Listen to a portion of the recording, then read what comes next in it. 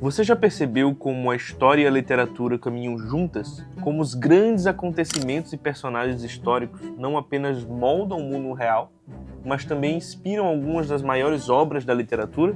Neste sentido, podemos perceber que diversas personalidades são representadas de maneiras distintas na literatura e na arte de maneira em geral, e algumas geram polêmicas até hoje. Neste vídeo, vamos falar de um dos personagens mais representados pela arte, Napoleão Bonaparte. A história e a literatura andam de mãos dadas, mas às vezes seguem caminhos opostos. Aristóteles, em sua Poética, já falava sobre isso. Para ele, a arte, e principalmente a literatura, não apenas copia a realidade, mas a interpreta, recria e, de certa forma, a eterniza. O historiador narra o que aconteceu, o poeta o que poderia ter acontecido. Ou seja, a literatura tem o poder de pegar um acontecimento real e explorá-lo da maneira mais ampla, mostrando sua essência, seus efeitos e até os sentimentos por trás dos fatos. E isso nos leva a um ponto essencial.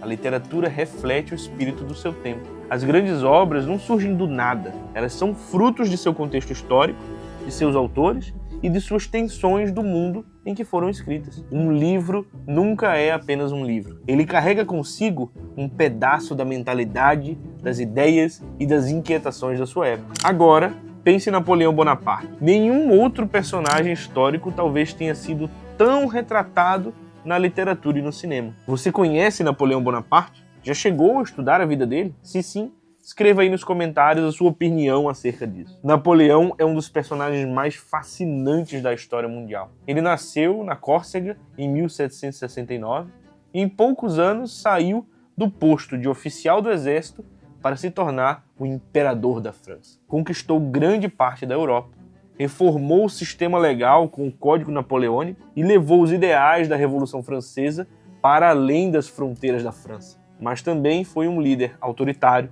um homem de guerra, e no fim acabou exilado e derrotado. Sua vida é uma mistura de glória e tragédia. Seu legado é complexo. Ele modernizou a França, incentivou a educação, estruturou um sistema jurídico duradouro e fomentou um novo modelo de Estado que influenciaria governos por toda a Europa. No entanto, suas guerras devastaram cidades, dizimaram populações, e impuseram regimes de dominação em diversos países. Ele tanto é lembrado como o homem que carregou o espírito da Revolução Francesa adiante, como aquele que traiu os ideais de liberdade e igualdade ao se coroar imperador. E é por isso que ele continua sendo retratado de formas tão diferentes ao longo do tempo. Para alguns, um herói revolucionário.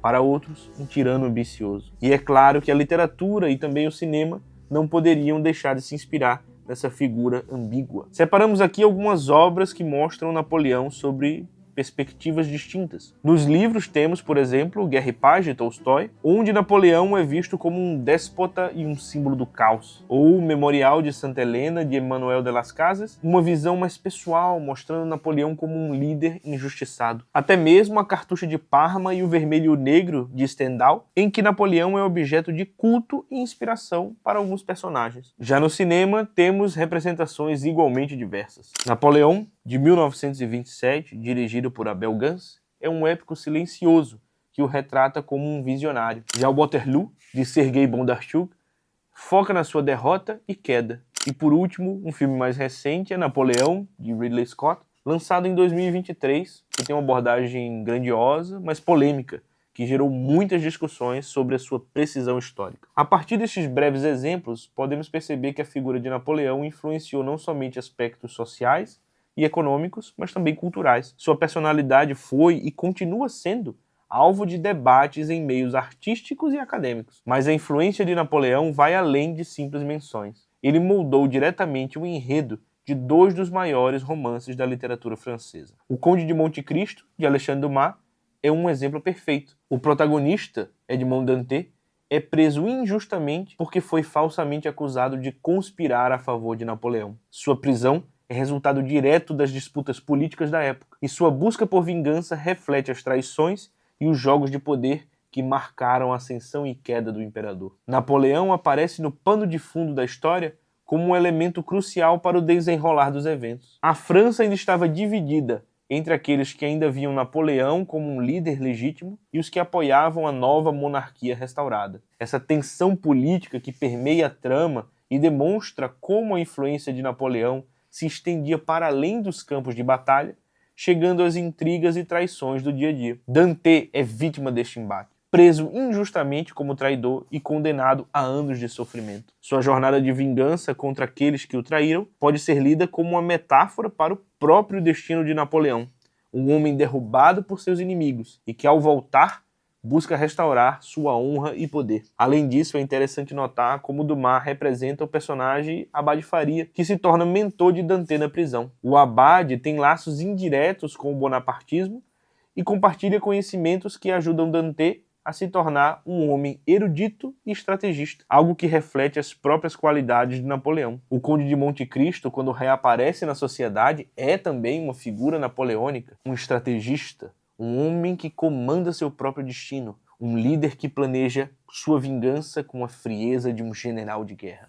Já em Os Miseráveis, de Victor Hugo, a influência de Napoleão aparece de maneira diferente. A Batalha de Waterloo tem um papel importante na narrativa, e o personagem Thénardier sobrevive graças ao saque dos corpos no campo de batalha. Além disso, o livro mostra o impacto duradouro das guerras napoleônicas na França e na vida dos cidadãos comuns. Jean Valjean, protagonista da obra, é um reflexo do que aconteceu com a sociedade francesa no período pós-napoleônico. A miséria, a opressão policial e as revoltas que permeiam o romance são heranças diretas das guerras e das mudanças políticas que Napoleão ajudou a moldar. Hugo descreve a Batalha de Waterloo em detalhes, não apenas para narrar um momento crucial da história, mas para mostrar como a queda de Napoleão abriu um espaço para um período de instabilidade e desigualdade. Outro ponto interessante é a relação entre Javert, o policial implacável que persegue Valjean, e a mentalidade autoritária herdada do período pós-napoleônico. Enquanto Napoleão tentou estabelecer um governo forte e centralizado,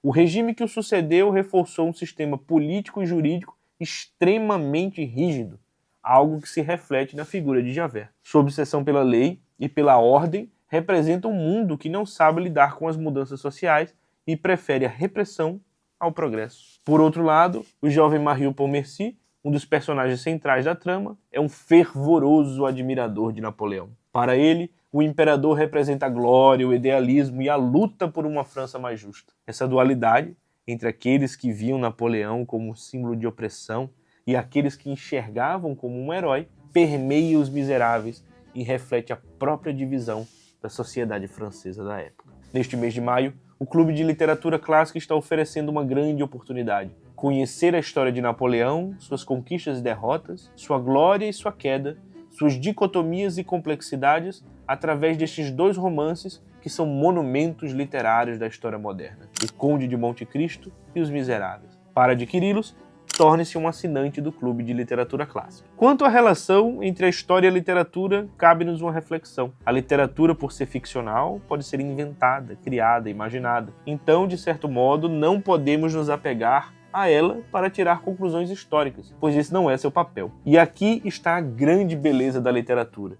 Os mesmos personagens históricos, os mesmos acontecimentos podem ser contados e interpretados de formas completamente diferentes. Napoleão pode ser revolucionário em uma obra e tirano na outra. Cada autor imprime a sua visão e a sua sensibilidade sobre o personagem. Então, qual é a sua opinião? Napoleão foi herói ou vilão? Será que é possível tirar uma conclusão acerca dessa figura tão enigmática e complexa a partir desses livros? Será que essa dualidade entre herói e vilão realmente existe quando pensamos em uma figura histórica tão multifacetada? Comente aí embaixo e me diga o que você pensa. Se você gostou deste vídeo, não se esqueça de curtir, se inscrever no canal e compartilhar com seus amigos. Um abraço e até a próxima!